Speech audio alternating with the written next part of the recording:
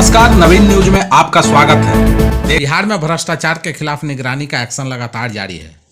निगरानी विभाग की टीम ने औरंगाबाद में बड़ी कार्रवाई करते हुए दाऊदनगर के प्रमंडलीय अस्पताल में तैनात क्लर्क को 2000 रुपये रिश्वत लेते रंगे हाथ गिरफ्तार कर लिया। दरअसल निगरानी विभाग को शिकायत मिली थी कि दाऊदनगर प्रमंडलीय अस्पताल में तैनात क्लर्क बृजमोहन लाल भ्रष्टाचार में लिप्त हैं। गया जी के कोठी थाना क्षेत्र के बसुरा के रहने वाली अपर्णा कुमारी ने बृजमोहन लाल के खिलाफ निगरानी में शिकायत दर्ज कराई थी। आरोप है कि क्लर्क ने अवकाश के दिनों की हाजिरी बनाने के एवज में अपर्णा कुमारी और स्टाफ नर्स जूली से रिश्वत की मांग की थी। शिकायत दर्ज होने के बाद निगरानी ने पूरे मामले की जांच की। जांच में सभी आरोप सही पाए जाने के बाद निगरानी के धावा दल का गठन किया गया। पटना के गोपालपुर थाना क्षेत्र में एक निर्माणाधीन अपार्टमेंट के फ्लैट की फर्जी रजिस्ट्री का सनसनीखेज मामला सामने आने के बाद हड़कंप मच गया है। इस हाई प्रोफाइल जमीन फ्लैट घोटाले में बिल्डर कांतेश रंजन के साथ एक महिला आरोपी की भूमिका अभी संदिग्ध पाई गई है। पुलिस जांच में गंभीर अनियमितताओं के ठोस सबूत मिलने के बाद जल्द बड़ी कार्रवाई की तैयारी है। मामला गोपालपुर थाना क्षेत्र के एकतापुरम स्थित निर्माणाधीन अपार्टमेंट के फ्लैट संख्या A1 601 से जुड़ा है।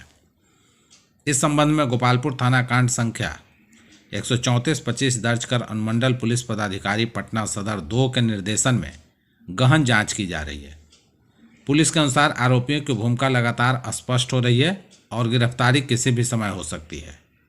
जांच में सामने आया है कि पीड़ित नागेश्वर सिंह स्वराज के नाम वर्ष 2012 में रुकमनी बिल्टेक लिमिटेड के साथ विधिवत डेवलपमेंट एग्रीमेंट हुआ था। वर्ष 2014 के शेयर डिस्ट्रीब्यूशन दस्तावेजों में भी फ्लैट का स्वामित्व पीड़िता के नाम दर्ज है। इसके बावजूद कूट रचित दस्तावेज तैयार कर उसी फ्लैट की फर्जी रजिस्ट्री करा दी गई। वैशाली जिले के हाजीपुर अंचलाधिकारी कार्यालय में उस समय हंगामे की स्थिति उत्पन्न हो गई जब जनता दरबार के लिए पहुंचे लोगों को काफ़ी देर तक अधिकारी का इंतजार करना पड़ा। बिहार सरकार के निर्देश पर प्रत्येक सोमवार और शुक्रवार को जनता दरबार आयोजित किया जाना है। लोग अपनी समस्याओं को लेकर समय पर कार्यालय पहुंचे थे, लेकिन अंचलाधिकारी 12:30 बजे तक कार्यालय नहीं पहुंचे, जिससे लोगों में आक्रोश फैल गया। अंचलाधिकारी के कार्यालय नहीं पहुंचने से नाराज लोगों ने हंगामा शुरू कर दिया। जैसे ही अंचलाधिकारी कार्यालय पहुंची, वैसे ही कुछ लोगों ने नारेबाजी शुरू कर दी। इस दौरान कुछ देर के लिए कार्यालय परिसर में गहमा-गहमी का माहौल बन गया, जिससे कामकाज प्रभावित हुआ। बिहार की न्यायपालिका के इतिहास में सोमवार का दिन स्वर्ण अक्षरों में दर्ज हो गया। पटना हाईकोर्ट में न्याय की रफ्तार ऐसी दिखी कि पुराने सारे कीर्तिमान ध्वस्त हो गए। जस्टिस RP मिश्रा की एकल पीठ ने इच्छा शक्ति और कार्यकुशलता की नई मिसाल पेश करते हुए महज एक दिन में शराबबंदी कानून से जुड़े 510 मामलों की सुनवाई कर देश को चौंका दिया। कानूनी गलियारों में अब तक एक दिन में 500 से कम मामलों की सुनवाई को ही शिखर माना जाता था, लेकिन सोमवार को जस्टिस मिश्रा ने इस आंकड़े को पार कर नया बेंचमार्क स्थापित कर दिया। कोर्ट की कार्रवाई के दौरान न केवल मामलों को सुना गया, बल्कि उनमें से 475 केसों का ऑन द स्पॉट निपटारा भी कर दिया गया। जानकारों का मानना है कि इतनी बड़ी संख्या में मुकदमों का निस्तारण हाई कोर्ट की कार्य प्रणाली में एक क्रांतिकारी बदलाव का संकेत है। भोजपुर पुलिस को साइबर अपराध के खिलाफ अभियान में बड़ी सफलता मिली है। पुलिस ने फर्जी सरकारी अधिकारी बनकर ठगी करने वाले एक संगठित साइबर गिरोह का पर्दाफाश करते हुए 3,09,922 रुपये की ठगी के मामले में 2 शातिर अपराधियों को गिरफ्तार किया है। यह कार्रवाई तकनीकी साक्ष्यों और मनी ट्रेल के आधार पर की गई है। पुलिस ने गिरफ्तार आरोपियों के पास से 98,000 रुपये नकदी, एक कार, 11 मोबाइल फ़ोन, एक लैपटॉप, एक वाईफाई राउटर, 2 इलेक्ट्रॉनिक मशीन, एक LCD, 2 ATM कार्ड, एक आधार कार्ड, एक पर्स और ठगी की रकम निकालते समय पहनी गई शर्ट बरामद की है। बरामद समाज से स्पष्ट होता है कि गिरोह सुनियोजित तरीके से साइबर ठगी को अंजाम दे रहा था। ईरान में हालात बिगड़ने के बीच जियारत के लिए गए मुजफ्फरपुर के सैयद मुजाहिद हुसैन सकुशल भारत लौट आए।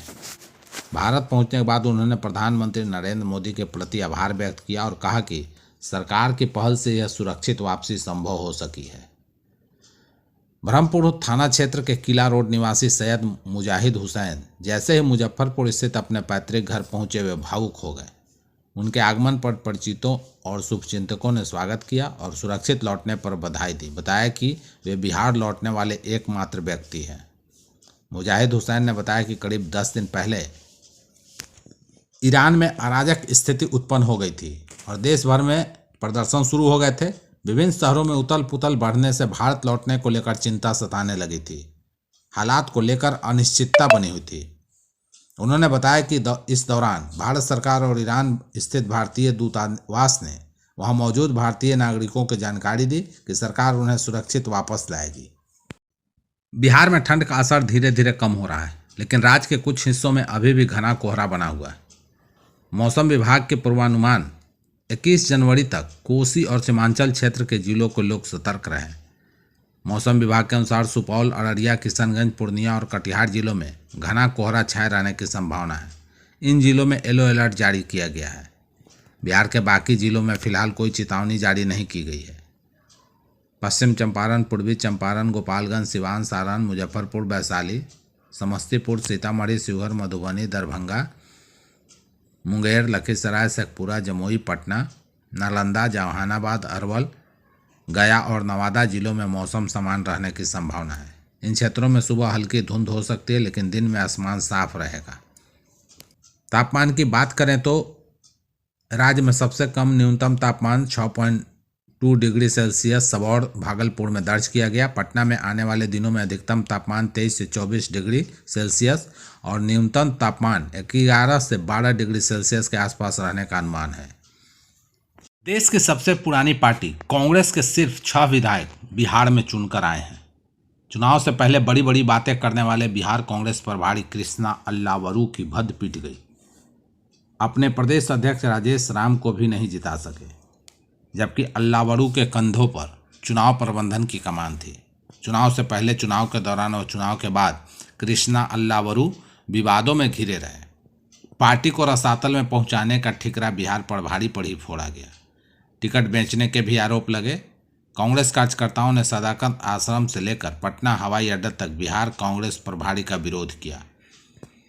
कांग्रेस को रसातल में पहुंचाने के लंबे समय के बाद अल्लावरू जब पटना एयरपोर्ट आए तो उन्हें देखकर ऐसा लगा कि या तो बिहार कांग्रेस नेताओं कार्यकर्ताओं में अपने प्रभारी को लेकर कोई दिलचस्पी नहीं, या फिर डर के मारे उन्होंने अपने बिहार यात्रा को सार्वजनिक ही नहीं किया।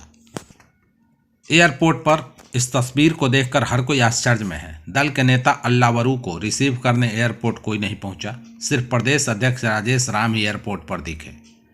पटना पहुंचने पर प्रदेश अध्यक्ष ने अपने प्रभारी का स्वागत किया। इस दौरान खोजने पर भी कांग्रेस कार्यकर्ता नहीं दिखे।